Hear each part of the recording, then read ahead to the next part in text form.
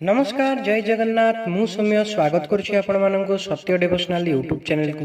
तो चलंतु आरंभ करिबा श्री श्री जसवंत दासंक बसंत मंजरी संग्राहक बादल मिश्र सप्तम मंजरी। गुरुकर पाद तले करि प्रणिपात शुणिबा हुअन्तु गुरु मोर चित्त वृत्तांत जीव पर मोर लीला कुहंतु विस्तारी किपरि सृष्टि सजना कले दैतारी एपरि कहिण शिष्य पादरे पड़िण रक्षा कर गुरुदेव पशुछि शरण शिष्यर भक्ति भाव को देखि गुरुदेव प्रछन्न करी कहिले एक चित्त भाव अनादि पुरुष दिने विचार करिले लीला खेला करिबाकु मन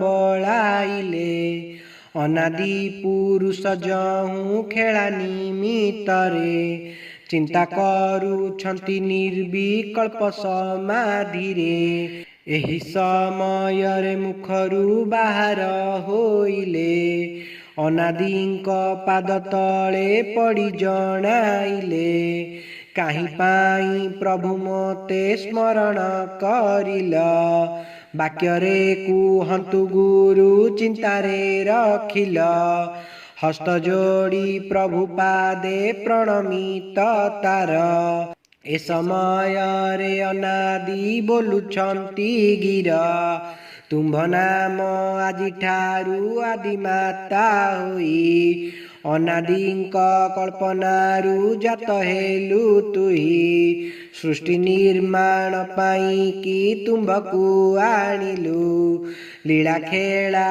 करिबाकु मन बळाइलु ए समय आदिकु से कोଳରେ बसाई खेला करिबाकु मन देले कबढ़ाई आदि सहित अनादि कोଳରେ बसाई लीला करिबा पाई मन देले कबढ़ाई से लीलारू तिनि जन संभूत होइले ब्रह्मा विष्णु महेश्वर नाम प्रकाशिले तिनि गोटी जात करी अनादि पुरुष परमरे लीन हेले रहिले अवश्य आदि माता भाबुचंती सृष्टि रक्षा पाई प्रभु मते जात करी गले उबा होई किपरि होइब एई सृष्टिर सर्जना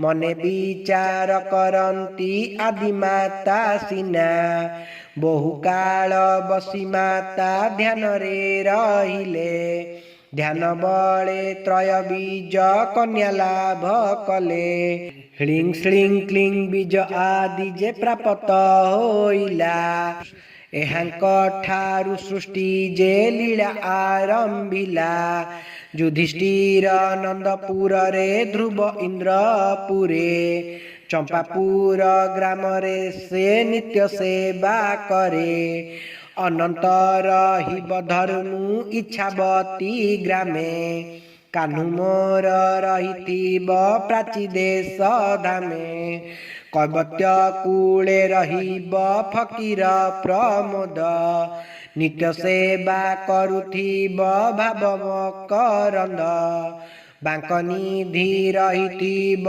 मदन अनादि भावर से मातिथिब धन बांकनिधि परशु जगिब मठ कोठ देश धरी नामकु जप करिण रहिब श्रीधर बालियारे 12 जन बियळे 24 अमरावती रे थिब भकत 33 गुणपुरु गुणनिधि चंपा पत्नी तार सेवा करुथिब रही मदन गोपाल तार गृहे पासे निम बट ओ बरुण श्मशान पारु से थिब तार गृह जान କିଛି ଦିନେ ଗୃହ ଛାଡ଼ି ବୈଷ୍ଣବ ହୋଇବ। ଗ୍ରାମେ ଗ୍ରାମେ ପ୍ରଭୁ ନାମ ପ୍ରଚାର କରିବ। ଅତି ଦୁଃଖରେ ରହିବ ସମର୍ପଣ କରି। ଚିନ୍ତା ବସି କରୁଥିବ ପ୍ରଭୁ ଦଇତାରି। ଆହୁରି କଥାଏ ଶୁଣ ଭକ୍ତ ଶିରୋମଣି। ଥୋକାଏ ଭକତ ଥିବେ ପ୍ରହ୍ଲାଦ ମାଗୁଣି। ଦେବୀଙ୍କର କୃପା ତାକୁ ବହୁତ ହୋଇବ। ଦେବୀଙ୍କର ସେବା କରି କୁଟୁମ୍ବ ପୋଷିବ। ମୋହର ଭକତ ସେଇ ନ ଚିହ୍ନିବେ କେହି। ଉଦୟ ବେଳରେ ବାବୁ ପ୍ରକାଶ ହେବଇଁ। ଉଦୟ ବେଳରେ ମୁଇଁ ଉଦେ ବଟ ଠାରେ। ଯୋଗ କରୁଥିବି ରହି ବସିବେ ନିର୍ଭରେ। ବେଳ କାଳ ହୋଇଲେ ମୁଁ ବାହାର ହୋଇବି। ଭକତ ମାନଙ୍କୁ ମୁଇଁ ଚିହ୍ନାଇ ନ ଦେବି। ଗ୍ରାମ ନାମ ଗୁପତରେ କେହି ନ ଜାଣିବେ। ଅଭକତ ମାନେ ମୋତେ ଚିହ୍ନି ନ ପାରିବେ। ରଘୁନାଥପୁରେ ଥିବେ 7-5 ଜଣ। ଜଗନ୍ନାଥପୁରରେ ଯେ ଏକଇ ପ୍ରମାଣ। ଅଲିଳ ଗର୍ଭରୁ ସେଇ ଜନମ ଲଭିବ। ଯୋଗୀ ନାୟକର ପୁତ୍ର ଅରବିନ୍ଦ ଥିବ। ଆହୁରି କଥାଏ ବାବୁ ଶୁଣ ମନ ଦେଇ। ଦଣ୍ଡୁ ଆସି ପଡ଼ାରେ ତ ଥିବେ ଭକ୍ତ ଦୁଇ। ବିଦ୍ୟାଧରପୁର ବୋଲି ଯେମନ୍ତ ଯେ ନାମ। ବିଦ୍ୟାଧର ରହିଥିବ ଜାତିରେ ବ୍ରାହ୍ମଣ। ତାର ପାଶେ ଥିବ ମୋର ବହୁତ ଭକତ। ବେଳ ହୋଇଲେ ନିଶ୍ଚୟ ବାହାର ତୁରିତ। ଦରଡ଼ା ଗ୍ରାମରେ ହରି ନରସିଂହ ଥିବ। ଗୁରୁପାଦ ସେବା କରି ଲୀଳା କରୁଥିବ। ପାରେଶ୍ୱର କୁମ୍ଭକାର ତୁଳା ବୀଣା ଘରେ। ଭକତ ଜନମ ହେବ ରହିବ ଗୋପ୍ୟରେ। ବାର ମଧ୍ୟେ ବ୍ରାହ୍ମଣ କୂଳେ ଶ୍ରୀ ନରସିଂହ। ଏକାକ୍ଷର ଭଜୁଥିବ ହୋଇବ ଉଦୟ।